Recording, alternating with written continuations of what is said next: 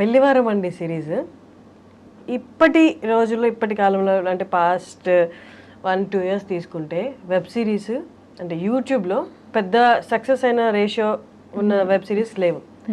But ప్రసాద్ది అంతకుముందు series and ఈ series పెళ్లివారం అండి 2 సూపర్ హిట్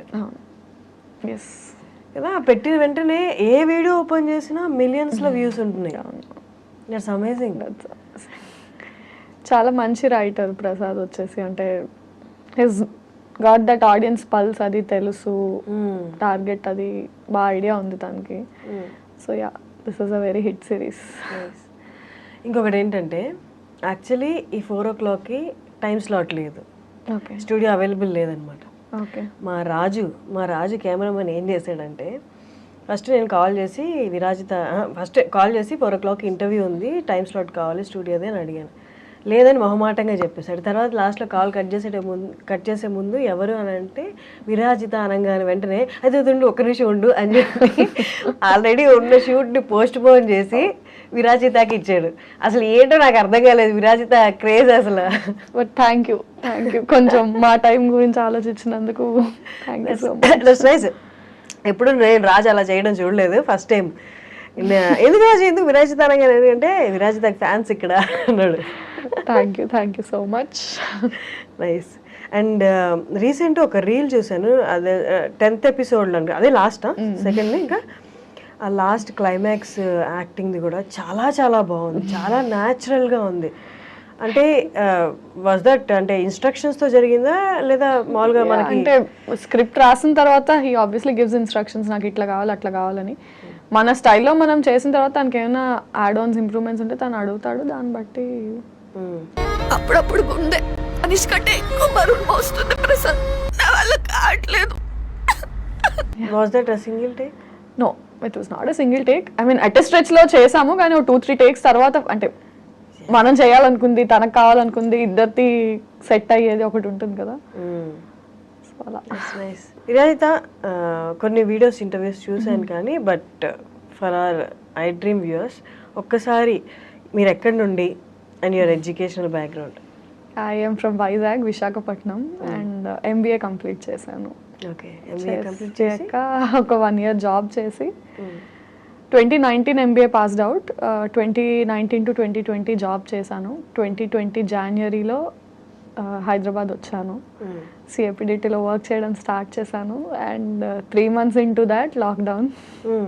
CAPDT ఎలా, హౌ అంటే ఏదైనా కాంటాక్ట్ ఉందా? హౌ కాంటాక్ట్ అంటే ఒక రైటర్ ఉన్నాడు, రవితేజ ఓర్గంటి అని. He was my school senior.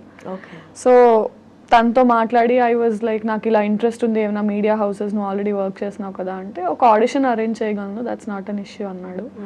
Audition తర్వాత అలా వాళ్ళకి నచ్చడం, ఒక ఫీమేల్ ఫ్లాట్మేట్ అని ఒక సిరీస్లో కాస్ట్ అవ్వడం, అది హిట్ అవ్వడం, ఇంకా అక్కడి నుంచి then immediately lockdown happened.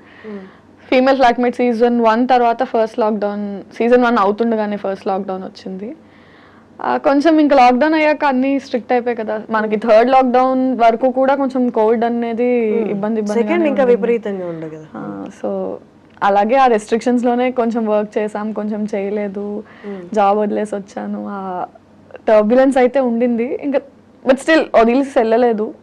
3rd lockdown తర్వాత అన్ని సెట్ అయ్యాక back to videos again and మళ్ళీ హిట్ రావడానికి చాలా టైం పట్టింది, బట్ వచ్చింది. కానీ జాబ్ వదిలేయడం అనేది, ఈవెన్ నేను జాబ్ క్విట్ చేసి ఇక్కడికి వచ్చాను, జాబ్ క్విట్ చేసేటప్పుడు ఏంటి ఏకైక భరోసా ఏంటి, సక్సెస్ అవ్వగలనని? రేషియో చాలా తక్కువ కదా ఇక్కడ, సక్సెస్ రేషియో. ఇంకా భరోసా ఏం లేదు, ఒక హోప్తోనే వస్తాం అంతే. నోబడీ కెన్ ఎవరు అంటే ఎడ్యుకేషనల్ దాంట్లో అంటే ఇది కాకపోతే ఇది కాకపోతే ఇది అని ఆప్షన్స్ ఉంటాయి. నువ్వు ఈ ఫీల్డ్ని నమ్ముకొని వచ్చినప్పుడు మనకన్నా ఆప్షన్స్ ఉండవు. హోప్ అంతే, అంటే లిటిల్ మనకున్న నమ్మకం అండ్ ఏదైనా చేయగలమేమో అన్న హోప్తో వచ్చాం. Fortunately by God's grace and parents blessings it worked out అంతే. అంటే వైల్ క్విట్టింగ్ జాబ్ అంటే ఓకేనా? చాలా మందికి ఆప్షన్ ఉండదు, ఫైనాన్షియల్ గానే సస్టైన్ అవ్వగలనా లేదా అని. మీకు ఆప్షన్ ఉందా? లేదు, లక్కీగా మా పేరెంట్స్ ఇద్దరు ఎంప్లాయీసే, నా మీద డిపెండెంట్ అయ్యే ఫ్యామిలీ కాదు. So I could take that. దానికి నేను ఎప్పుడు I'm thankful to them. And బయట నేను ఎవరికి చెప్పినా కూడా అదే అంటాను, quitting job I don't suggest people, because చాలా ఫ్యామిలీస్ మన ఎర్నింగ్ మీద డిపెండెంట్ ఉంటాయి. వాళ్ళ నీ గోలా అంటే I somehow feed them first and then you have to look after your goal. But ఈ కేసులో నా కేసులో లక్కీగా బై గాడ్స్ గ్రేస్ పేరెంట్స్ నా మీద డిపెండెంట్ కాదు.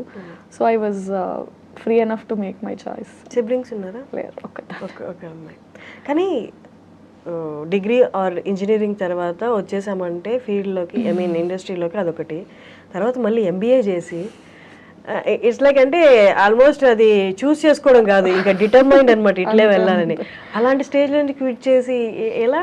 సమ్హౌ ఫీల్ అంటే చాలా మంది మేము ఇప్పుడు కాలేజెస్కి వాటికి ప్రమోషన్స్కి అది వెళ్ళినా inter students, degree students when they say the passionate to be a part of this field, acting అనే కాదు, రైటింగ్, డైరెక్షన్, ఎడిటింగ్ ఏదైనా ఇంట్రెస్ట్ ఉంది అన్నప్పుడు ఐ సజెస్ట్ దెమ్ చదువుకోండి, ఫస్ట్ చదువు కంప్లీట్ చేయండి. బికాజ్ అంటే ఒక 17, 18, 20 ఆ ఏజ్లో మనకున్న మెచ్యూరిటీకి మనం స్టడీస్ కంప్లీట్ చేసిన తర్వాత ఎక్స్పోజర్ వచ్చాక జాబ్ చేసి డిఫరెంట్ ఎన్విరాన్మెంట్స్లో వర్క్ చేశాక మనకు వచ్చే మెచ్యూరిటీ అండ్ ఎక్స్పోజర్కి చాలా డిఫరెన్స్ ఉంటుంది. And financially how to handle your self.